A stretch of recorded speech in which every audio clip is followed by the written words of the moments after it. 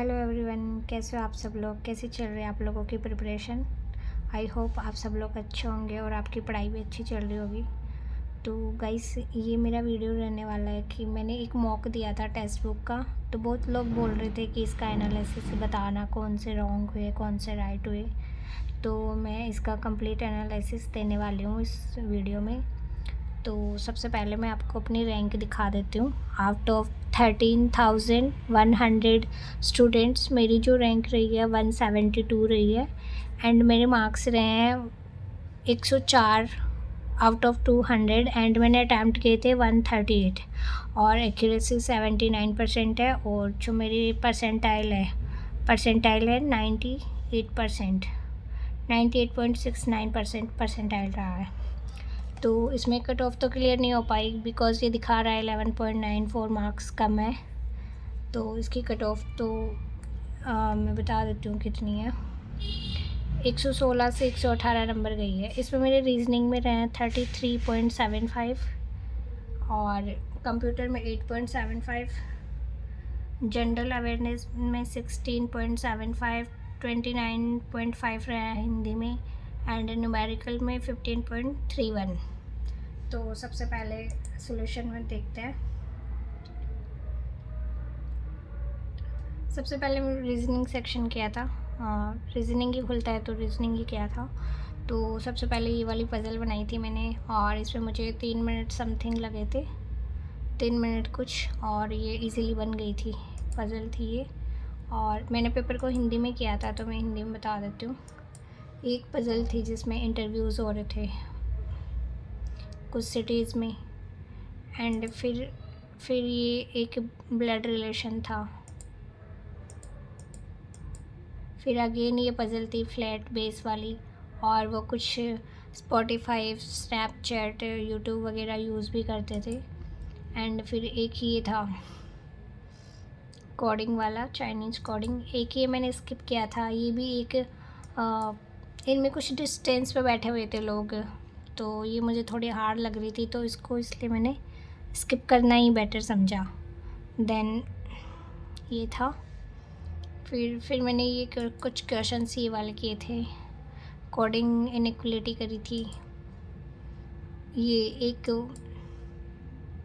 इसी से रिलेटेड था, इनपुट आउटपुट से रिलेटेड था। ये इनपुट आउटपुट बनाया था पूरा, तो ये मेरा हो गया था। इनपुट आउटपुट का सबसे बेस्ट तरीका यही है कि अगर इस टाइप के कुछ दे रखे होते हैं तो आपको उसको पूरा नहीं करना होता। जैसे वी वर्ड में कोई चेंज नहीं था तो ओनली आपने फास्ट लेटर लिख दिया। ऐसे करके आप इसको और भी इजीली कर सकते हो, फास्ट कर सकते हो। जैसे मुझे इसे डिकोड करने में सिर्फ लगे थे 4-5 मिनट लग गए थे पूरा बनाने में। उसमें भी मैंने पूरा नहीं लिखा था। जैसे ये हैशटैग बनाना ये नहीं किया था। जैसे डी से स्टार्ट हो रहा है और इसमें कोई चेंज नहीं हो रहा था तो मैंने डी का ओनली डी लिख दिया था, जे का ओनली जे लिख दिया था। इस तरीके से इसको काफ़ी शॉर्ट में किया था। फिर भी मेरे 5 मिनट लगे थे। देन कंप्यूटर में मैंने 20 किए थे, 20 राइट है और 10 रॉन्ग हो गए। तो ऐसे ही मेरे यहाँ पे जो मार्क्स हैं वो 8.75 रहे थे। जनरल अवेयरनेस में भी मेरे काफ़ी गलत हो गए। एक ये जो स्टेटमेंट बेस थे ये वाले क्वेश्चंस मेरे रॉन्ग हुए हैं मेनली। तो ये ज़्यादातर स्टेटमेंट बेस वाले जो रॉन्ग हुए। एक इसमें मुझे समझ में नहीं आया BOB, मुझे ग्लोबल सेविंग अकाउंट ही पता था बट ये एस्पायर वाला ये था आंसर, तो ये गलत हो गया। बाकी ये भी स्टेटमेंट बेस वाले में ही है। ये मुझे नहीं पता था बायो E3 पॉलिसी वाला। आई थिंक ये जितेंद्र सिंह है। मुझे लगा नरेंद्र मोदी ने ये पॉलिसी लॉन्च करी थी। सो इसका मैं अभी सॉल्यूशन देखूँगी अच्छे से। ये भी वही है। तो ये सब मेरा था। हिंदी ठीक था, इसका थोड़ा मुझे टफ भी लगा था। 2-3 क्वेश्चन तो ऐसे जो बिल्कुल छोड़ना ही था। एक तो प्लेन था, प्लेन का मुझे नहीं पता पर्यायवाची क्या होता है, मुझे प्लेन का मतलब भी नहीं पता। तो इसमें क्या हो सकता है, किनारा होता है। ओके, ये मैंने देखा नहीं था। देन ये एक मेरा ये भी गलत हुआ है। इसको लेके मैंने बहुत बार पढ़ा था और आप खुद देखो, इस सिंगल क्वेश्चन को मैंने 5 मिनट्स दिए थे। इसको मैंने इतना बनाने की कोशिश की, मुझसे बन ही नहीं रहा था। तो एक बार मैं अभी खुद भी देखना चाहूँगी इसका आंसर क्या है। इसका आंसर ये मतलब स्वास्थ्य पोषण से लेकर चोटों के इलाज तक, सॉरी, स्वास्थ्य पोषण से लेकर चोटों के इलाज तक समय के साथ मानव शरीर के ज्ञान में बढ़ोतरी होने के कारण एक खिलाड़ी की संभावनाएं भी बढ़ी हैं। तो ये मुझे बिल्कुल नहीं जम रहा था, इसको मैंने बहुत बार पढ़ा था बट मुझे खुद को भी नहीं, ये मतलब बन क्या रहा है ये मुझे बिल्कुल भी समझ में नहीं आ रहा है। ये तो ऐसे कैसे हो सकता है? चोटों के इलाज तक समय के साथ मानव शरीर के ज्ञान में तो बढ़ोतरी, पता नहीं। मानव शरीर के चोटों के इलाज का मुझे फिर भी समझ में आता है बट मानव शरीर के ज्ञान में बढ़ोतरी, ये मुझे थोड़ा अजीब लग रहा था। फिर भी मैंने इसको किया तो मेरा रॉन्ग हो गया। एक ये भी मुझे समझ में नहीं आ रहा था राकेश का पर्यायवाची क्या होता है।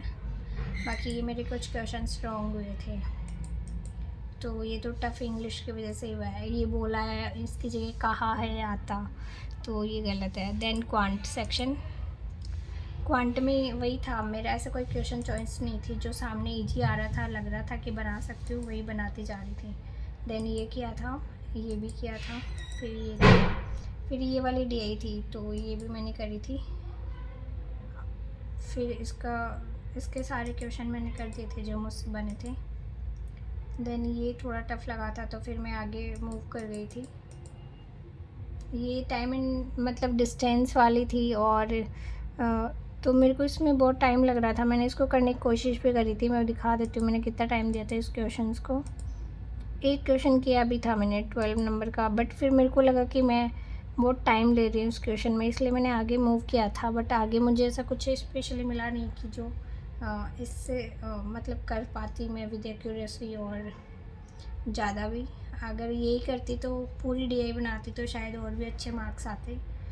तो फिर एक ये क्वेश्चन किया था मैंने, ये एक मेरा रॉन्ग हो गया। अब इसमें मैं खुद समझ में नहीं आई कि ये मेरा रॉन्ग कैसे हुआ। 1 और 2 को मिला के आंसर कैसे होता हो। ये बोल रहा कि जो 2 नंबर्स हैं उनको मिलाने पे 27 से कम आ रहा है और उनका योग 7 हो रहा है। तो ये तो 61 भी हो सकता है, 1 and 7 भी हो सकता है, एंड 2 5 भी हो सकता है, एंड मतलब अंकों का योग 7 बोला है ना। 4 3 भी हो सकता है। 4 3 को चलो उल्टा करते हैं तो वो 27 से ज़्यादा हो जाता है। लेकिन 25 5 जैसे 52 है, उसको उल्टा करेंगे तो 25, वो तो 27 से नीचे आ रहा है ना। लेकिन अगर अपन थर्ड को मिलाते हैं तो कंफर्म हो सकता है, इसलिए मैंने आंसर दिया था तीनों को मिला के। बट इसने ओनली 1 2 को भी प्रेफर दिया, जबकि ऐसा होना नहीं चाहिए था। हाँ बट ठीक है। फिर एक ही क्वेश्चन गलत हुआ था मेरा, तो ये तो हो सकता है मेरा कि मुझसे गलती हुई है। बट ये वाला मुझे समझ में नहीं आया इसने कैसे गलत किया। ये इन दोनों को मिला के आंसर कैसे दे सकता है? ये तो 52 भी हो सकता है, 61 भी हो सकता है, उल्टा करने पे वो ही बन रहा है, 16 बन रहा है।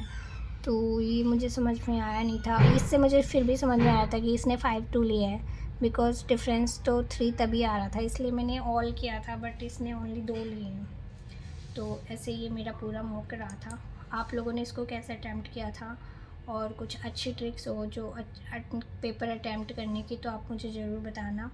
मैं अप्लाई करूँगी, बिकॉज़ मैं अपनी ट्रिक से तो मुझे लग नहीं रहा कुछ हो रहा है, बिकॉज़ मार्क्स भी बहुत कम आ रहे हैं। परसेंटाइल ठीक है, अच्छा है, बट 12 मार्क्स ही कम है और पूरे। तो मैं कोशिश करूँगी कि मैं उनको भी फुलफ़िल करूँ, कट ऑफ तक तो पहुँचूँ एटलीस्ट, ज़्यादा भी नहीं तो। एंड कल मैं लगाऊंगी गाइडली का मॉक नंबर 2, तो मैं उसका आपको रिव्यू ज़रूर डालूंगी।